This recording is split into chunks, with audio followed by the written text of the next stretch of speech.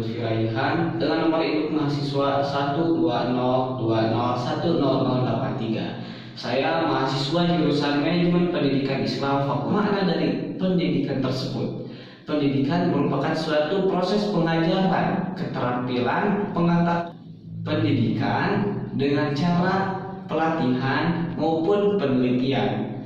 Nah, pendidikan dan pengetahuan merupakan suatu hal yang sangat berkaitan erat. Pendidikan dan pengetahuan tidak bisa dipisahkan karena adanya pendidikan, karena adanya pengetahuan. Adanya pengetahuan diimplementasikan dengan pendidikan, sehingga pendidikan dan pengetahuan merupakan suatu hal yang sangat tokat dan erat, tidak bisa dipisahkan. Akan tetapi pendidikan itu mempunyai suatu proses yang sangat panjang dan suatu administrasi yang sangat panjang yang harus dilalui, sehingga negara atau bangsa harus memiliki suatu implementasi pendidikan. Nah, dari bangsa secara luas dan disebutkan dan diimplementasikan oleh sekolah. Apa sih pengimplementasian pendidikan itu? Yaitu melalui kurikulum. Jadi suatu bangsa itu harus memiliki suatu kurikulum dalam pengimplementasian pendidikan. Nah, apa sih kurikulum? Kurikulum itu, kurikulum secara etimologis berasal dari bahasa Yunani, yaitu kurir atau kurene, yang merupakan istilah dari tempat berpacu dan berlari dari sebuah perlombaan yang telah dibentuk semacam rute pacuan dan harus dilalui oleh para kompetitor. Dengan kata lain, rute tersebut harus dipatuhi dan dilalui oleh para kompetitor sebuah perlombaan. Nah, kata kurikulum itu berasal dari bahasa Yunani, seperti yang tadi saya bacakan, yaitu kurir, yang dimana kurir itu suatu pacuan untuk berlomba, dimana perlombaan itu harus melalui pacuan tersebut, tidak boleh melewati, tidak boleh melanggar dari peraturan tersebut, yang dimana peraturan tersebut atau arena tersebut harus dipatuhi, sehingga kurikulum juga diimplementasikan dalam pendidikan seperti itu. Dan menurut Undang-Undang Nomor 20 Tahun 2003 dikemukakan bahwasanya kurikulum adalah seperangkat rencana dan peraturan mengenai isi dan bahan pengajaran serta cara yang digunakan sebagai pedoman dalam pelaksanaan proses pengajaran. Nah, di sini kurikulum menurut Undang-Undang 20 tahun 2003 menyatakan bahwasanya seperangkat isi. Di sini kurikulum memiliki isi-isi pendidikan, baik itu isi untuk mengembangkan intelektual, mengembangkan bakat, mengembangkan pengetahuan dan sebagainya. Isi ini mencakup semua mata kuliah, semua mata pelajaran yang ada di dalam ilmu pengetahuan. Dan juga di sini kurikulum itu berisikan bahan ajar. Nah, isi kurikulum itu memiliki bahan ajar, baik itu buku maupun bahan ajar yang lainnya. Seperti bahan ajar di pada zaman sekarang ini yaitu teknologi melalui video, audiovisual maupun visual, sehingga bahan ajar pada zaman sekarang ini sangat luas dan sangat besar. Nah, kurikulum juga diartikan secara luas dan secara sempit. Secara sempit, kurikulum diartikan sejumlah mata pelajaran yang harus diikuti atau diambil siswa untuk dapat menambahkan pendidikannya. Itu secara sempit. Jadi kurikulum merupakan seperangkat pembelajaran yang harus diambil oleh siswa untuk menempuh pendidikan. Nah, akan tetapi secara luasnya, kurikulum diartikan dengan semua pengalaman belajar yang diberikan sekolah kepada siswa selama mengikuti pendidikan pada jenjang pendidikan tersebut. Nah, secara luas ini memberikan sebuah pencerahan kepada otak siswa, kepada pemahaman siswa bahwasanya kurikulum ini merupakan suatu pengalaman dan pemahaman. Nah, ini ada pengemukaan dari Profesor Dr. Henry Guntur Tangan. Beliau menyatakan bahwasanya kurikulum ialah suatu formulasi pedagogis yang termasuk paling utama dan penting dalam konteks proses belajar mengajar.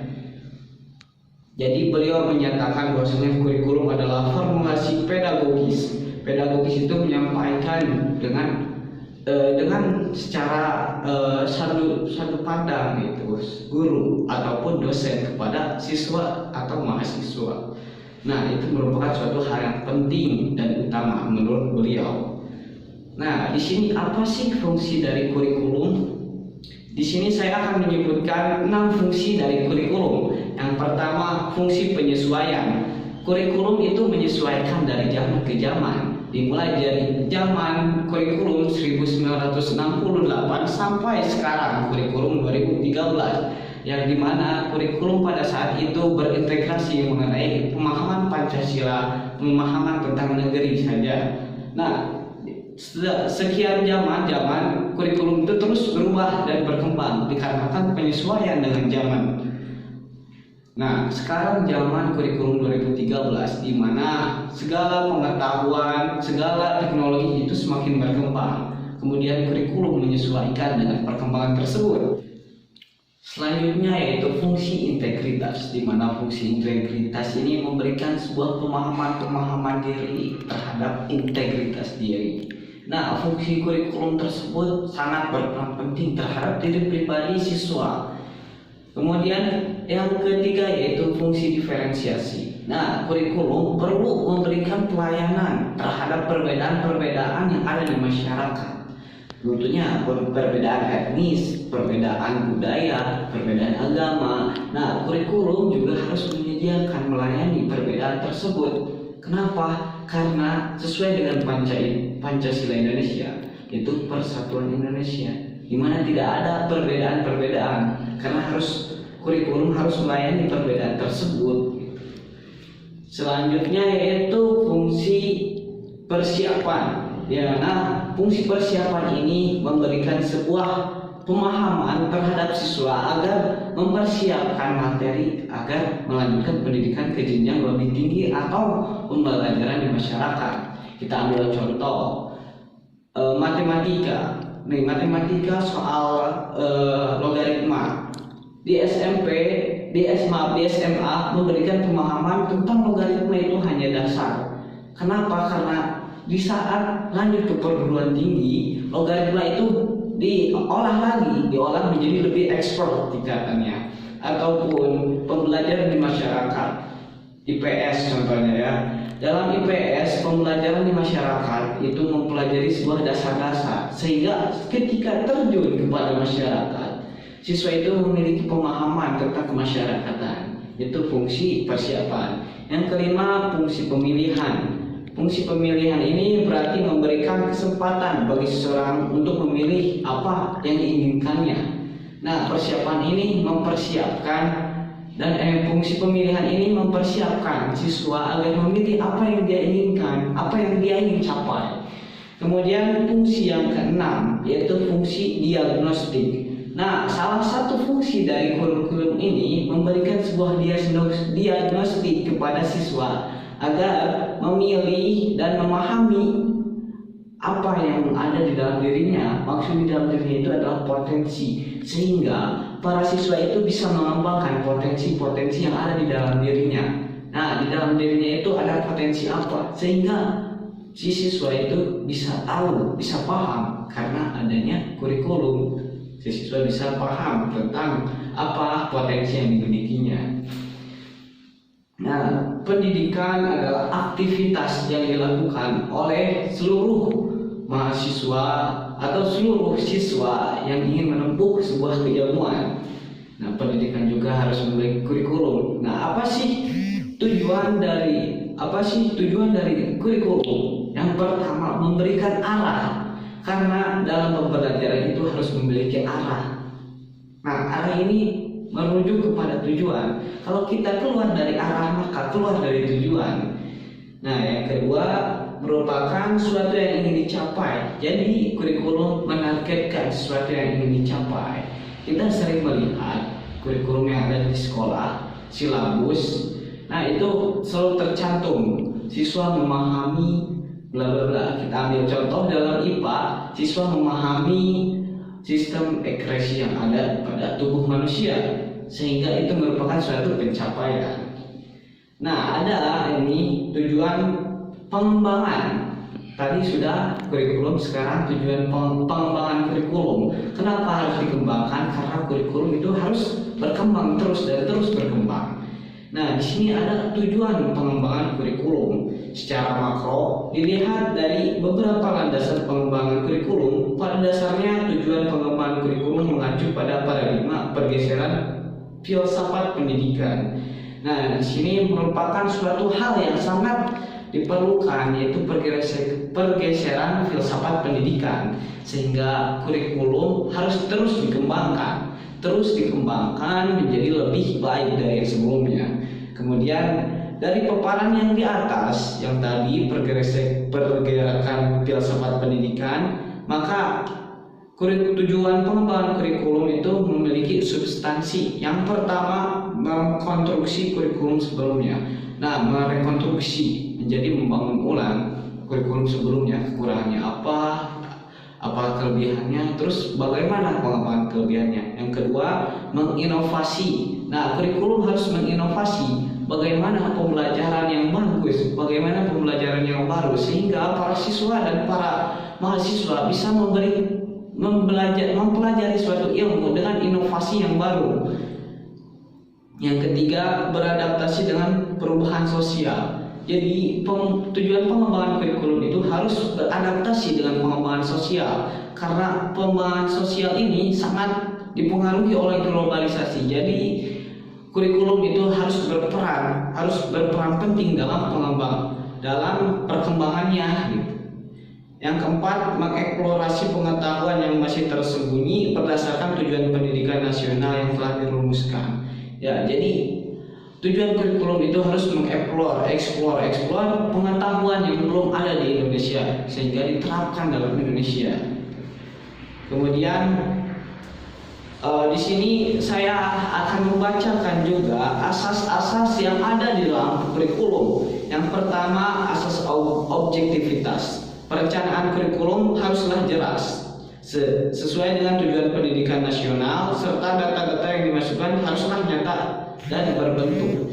Jadi asas objektivitas ini harus ada objeknya, harus jelas, harus tertata dengan baik gitu, harus sesuai dengan kriteria yang telah ditentukan oleh negara demi tercapainya pendidikan nasional. Yang kedua, ada asas keterpaduan. Perencanaan kurikulum harus sesuai dengan beberapa jenis yang mendukung dengan disiplin ilmu, keterpaduan antara stakeholder eksternal maupun internal, dan juga keterpaduan isi kurikulum dengan kondisi lapangan. Ini keterpaduan ini harus sinkron antara isi dengan lapangan. Jadi isi pembahasan kurikulum ini harus sinkron dengan apa yang ada di lapangan. Nah, selanjutnya yaitu asas manfaat, di mana kurikulum harus memberikan sebuah manfaat kepada siswanya. Karena jika siswa mempelajari suatu pelajaran A tidak ada manfaatnya, maka itu akan sia-sia. Oleh karena itu, kurikulum harus memiliki asas manfaat, yang dimana siswa mempelajari suatu ilmu itu ada manfaatnya yang bisa diterapkan dalam kehidupannya, baik kehidupan sekarang maupun kehidupannya di masa depan. Nah, yang selanjutnya yaitu asas kemudahan, di mana kurikulum ini harus memberikan kemudahan kepada siswa agar siswa itu bisa mempelajari materi tersebut, baik itu kemudahan dalam memberikan sebuah metode. Selanjutnya ada asas kebersinambungan. Asas berkesinambungan ini harus sinkron dan kesinambungan yang ada di masyarakat atau yang ada di lapangan, sehingga kurikulum itu memberikan manfaat. Kembali lagi ke asas yang sebelumnya ya. Kemudian asas pembakuan. Nah, asas pembakuan ini kurikulum dilakukan secara berjenjang dan jenis satuan pendidikan, baik itu pusat, provinsi, maupun kabupaten atau kota madya, sehingga pembakuan ini sangat diperlukan secara berjangka, bertahap, yang di kota, di pusat, di kabupaten, maupun di sekolah. Nah, asas mutu. Asas mutu ini kurikulum harus memberikan mutu yang terbaik guna mencetak mahasiswa atau siswa menjadi bermutu yang tinggi, bermutu, yang berkualitas. Kemudian tadi setelah asas, kita harus merencanakan perencanaan bagaimana sih cara pengembangan kurikulum sesuai dengan asas manajemen. Yang pertama yaitu perencanaan atau planning.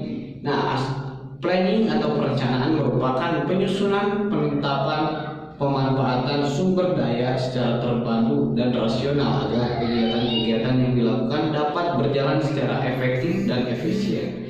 Nah, perencanaan ini sangat diperlukan.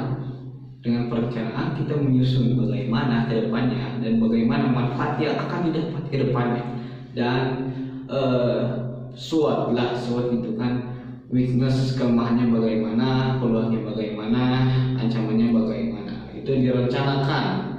Nah, yang pertama itu menentukan landasan kurikulum. Di sini landasan itu harus meliputi landasan filsafat, landasan sosiologi maupun landasan psikologi. Kemudian menentukan tujuan kurikulum. Nah, tujuan kurikulum ini harus sesuai dengan tujuan pendidikan di Indonesia, Sisdiknas, Sistem Pendidikan Nasional.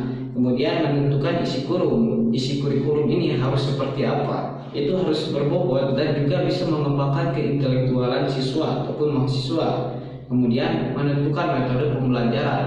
Metode pembelajaran di sini akan dilakukan seperti apa? Misalkan dalam sekolah A ingin mengimplementasikan atau merencanakan metode pembelajaran itu secara ceramah atau secara diskusi ataupun secara dengan kerja kelompok lainnya gitu, atau dengan cara penelitian misalkan. Kemudian menentukan sumber belajar. Di sini harus diperhatikan juga sumber belajar siswa itu harus dari mana? Apakah dari buku, apakah dari internet, apakah dari pemahaman secara mendalam gitu. Kemudian menentukan strategi penilaian atau evaluasi kurikulum. Nah, kita juga sebagai manajemen kita harus menentukan strategi penilaian, bagaimana kurikulum itu harus ditinjau dari mananya ataupun bagaimana. Kemudian setelah asas, setelah perencanaan pengembangan, sekarang kita lanjut ke dalam model pengembangan kurikulum. Model pengembangan kurikulum menurut Tyler dapat dilakukan dalam metode pembelajaran yang dikutip oleh Abdullah ID. Di antaranya adalah 1. Objektivitas, 2. Selecting learning experience, yang ketiga organizing learning experience, yang keempat evaluasi. Ya, yang terakhir itu selalu ada evaluasi dari setiap model pengembangan. Yang selanjutnya yaitu bagaimana sih pengimplementasian kurikulum oleh guru ataupun kepala sekolah di sekolah ataupun madrasah gitu. Yang pertama, pengembangan terhadap kompetensi inti melalui pengembangan terhadap tujuan dan indikator dalam pembelajaran. Jadi di sini harus mengembangkan kompetensi isi melalui pengembangan terhadap tujuannya itu bagaimana. Jadi indikator kompetensi isinya itu bagaimana, inti. Nomor 2 yaitu pengembangan silabus materi. Jadi si guru itu harus mengembangkan silabus yang telah ditetapkan itu agar menjadi lebih baik itu, agar tercapainya inovasi ataupun pengembangan yang baru. Kemudian yang ketiga, pengembangan materi dan bahan ajar disesuaikan dengan latar konteks sosial, budaya, dan kebutuhan peserta didik. Nah, si guru juga harus mengembangkan materi dan sumber materi agar sesuai dengan, tapi disesuaikan dengan latar belakang peserta didik. Kemudian pengembangan pendekatan. Nah, di sini itu para guru harus melakukan pengembangan pendekatan dengan siswa-siswanya agar pembelajaran itu berjalan dengan baik, maka harus melakukan pendekatan yang sangat baik dan menyenangkan, sehingga dengan menyenangkan siswa, ilmu yang masuk ke dalam otak siswa itu menyerap dengan cepat. Kemudian selanjutnya yaitu pengembangan media pembelajaran, yang mana pengembangan media ini harus mampu membangkitkan semangat siswa dalam belajar. Nah, selanjutnya yang keenam dan yang terakhir yaitu pengembangan sistem evaluasi dalam pembelajaran. Ya, dalam pengevaluasian pengimplementasian kurikulum yaitu harus ada sistem evaluasi dari kurikulum sebelumnya sehingga pengembangan itu bisa tercapai dengan efektif dan efisien. Mungkin dicukupkan sekian pemaparan dari saya mengenai pengembangan kurikulum, mengenai asas kurikulum dan landasan kurikulum. Itu merupakan bahan materi dari kelompok 2, kelompok 3, dan kelompok 5. Dan yang kelompok saya itu kelompok 5. Mungkin dicukupkan sekian pemaparan dari saya. Kurang lebihnya mohon maaf bila ada kesalahan, mungkin karena saya masih dalam tahap pembelajaran. Kurang lebihnya mohon maaf. Wassalamualaikum warahmatullahi wabarakatuh.